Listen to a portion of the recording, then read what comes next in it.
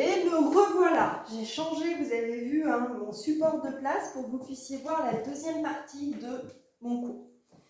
Alors, je vous ai expliqué, le roi vient de dire non, on ne vote pas. Donc, le tiers-état, c'est-à-dire le peuple, va quitter la salle.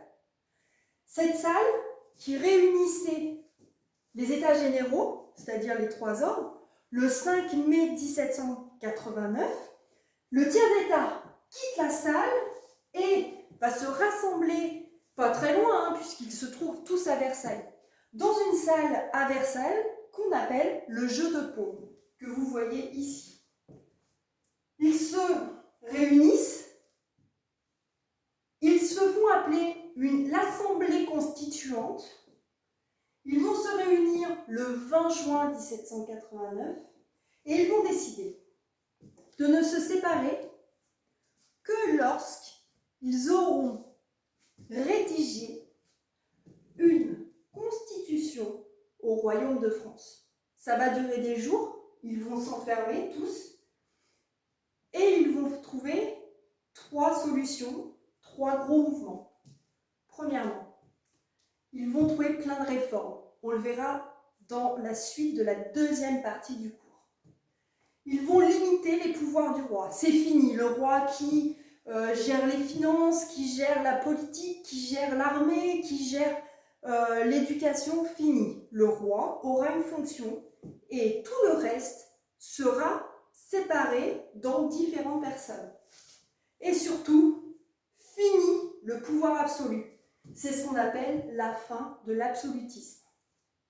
Alors ça, c'est très beau. On est du côté du tiers-état, on est sur des gens, d'accord, plutôt lettrés, des gens qui savent lire, qui savent écrire, des gens qui savent compter, des gens qui ont quand même des moyens.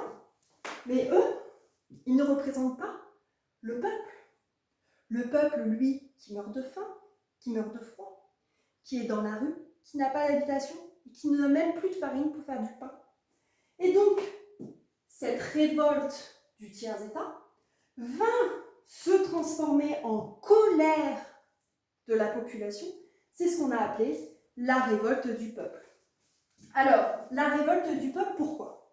Parce que quand le roi décide d'augmenter les impôts, c'est la population qui va payer les taxes.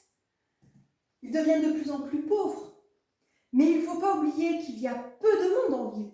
C'est souvent des gens qui vivent à la campagne, qui ne vivent pas forcément à Paris, mais on va taxer tout le monde. Et là, le peuple, qui ne peut plus rien donner parce qu'il n'a plus rien, va décider de se faire entendre.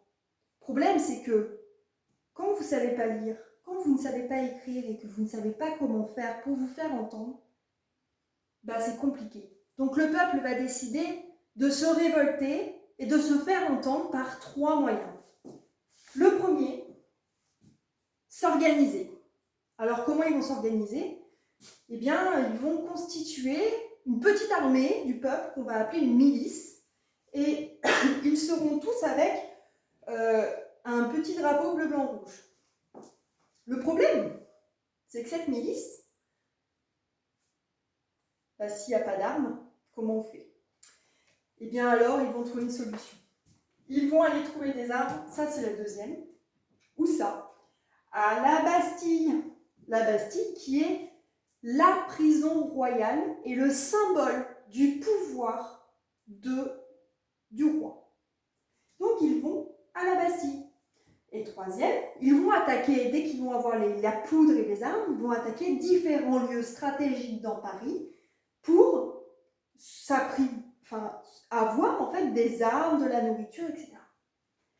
Et tout ça va entraîner ce qu'on a appelé la prise de la Bastille le 14 juillet 1789, c'est-à-dire qu'ils vont s'emparer de l'ancienne prison, ils vont tout mettre à feu et à sang, il va y avoir des attentats, des incendies, et à partir de là, c'est la fin de l'Empire, c'est la fin de la monarchie absolue. Je vous reprends en 2 minutes avec une troisième vidéo.